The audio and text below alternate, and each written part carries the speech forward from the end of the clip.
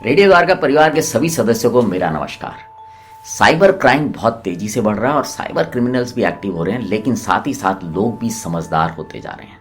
अभी आपको हाल ही का एक वाक्य बताऊंगा, जब मेरे किसी जानकार के अकाउंट में किसी ने 2000 रुपये ट्रांसफ़र कर दिए।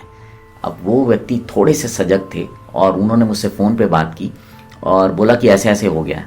तो ऐसा किसी के साथ भी हो सकता है। बहुत सारे लोगों के साथ इस तरह के जो हैं ट्राई किए जाते हैं, अटेम्प्ट किए जाते हैं, कोशिश की जाती है कि उनको किस तरह से ठगा जाए। तो आज का जो ये कार्यक्रम है वो इसी विषय पे है।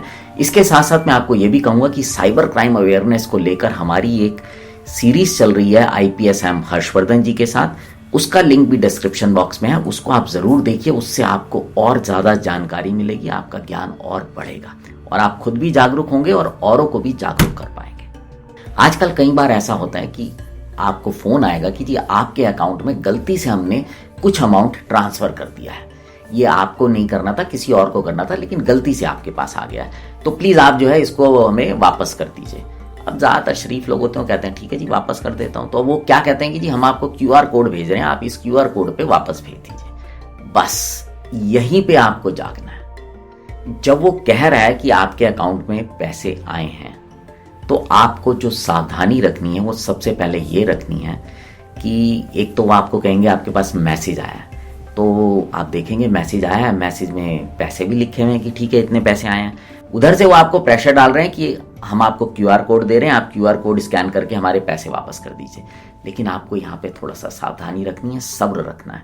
ना तो उनके डराने से डरना है, क्योंकि वो आपको बहुत कुछ बोलेंगे, लेकिन आपको घबराना नहीं है। हो सकता है दूसरी तरफ कोई महिला पक्ष हो जो आपको अलग अलग तरीके से डराने की कोशिश करे, पुलिस में शिकायत करने की भी कोशिश करे, तो घबराइए मत, क्योंकि आपसे कोई गलती नहीं है। अब आपको सबसे पहले क्या करना है, उस मैसेज को देख के ये मत सोचिए कि आपके अकाउंट में ज़रूरी है पैसे आ गए होंगे।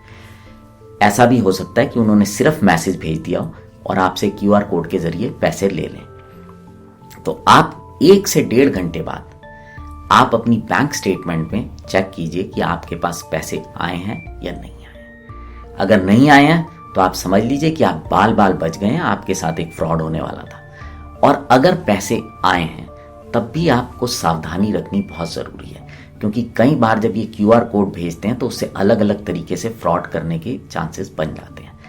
उसके बाद वो आपको प्रेशराइज ये भी करेंगे कि हम आपको वीडियो कॉल पे लेके आप हमें दिखाइए कि आपके पास पैसे आए या नहीं आए। अगर आप मना कर रहे होंगे तो, या आपको ये भी कई बार होता है ना, प्रभाव में लाने के लिए आपको बोलेंगे कि कोई बहाने से आपको वीडियो कॉल पे लाएंगे। तो आपको वीडियो कॉल पे नहीं आना है, किसी भी सूरत पे नहीं आना है।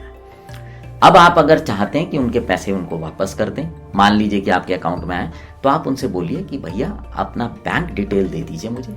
मैं बैंक डिटेल में पूरा IFSC कोड, अकाउंट नंबर, आपका नाम, सब कुछ, ब्रांच बूम सब ले लीजिए कि मैं तो उस पर जमा कराऊंगा। बैंक डिटेल्स लेने के बाद आप क्या करें कि जो भी उस बैंक की नज़दीक में आपके ब्रांच हो वहाँ जाएं, अपना कैश जमा करा दें उस अकाउंट में और उसकी रसीद अपने पास रख लें। क्योंकि किसी भी बैंक की जो ब्रांच है उसमें कहीं पे भी आप पैसे ट्रांसफ़र कर सकते हैं। तो ये एक प्रिकॉशन है जिससे आप बच सकते हैं संभावित ठगाई से। और जो मेरे जानकार थे उन्होंने इसी तरीके से, उनके अकाउंट में पैसे आए थे, उन्होंने उनसे बैंक डिटेल्स ली, क्योंकि अब वो तो देगा ही देगा आपको बैंक डिटेल्स ली। उसके बाद उन्होंने वो पैसे उसमें बैंक में जाके जमा करा के वापस कर दिए।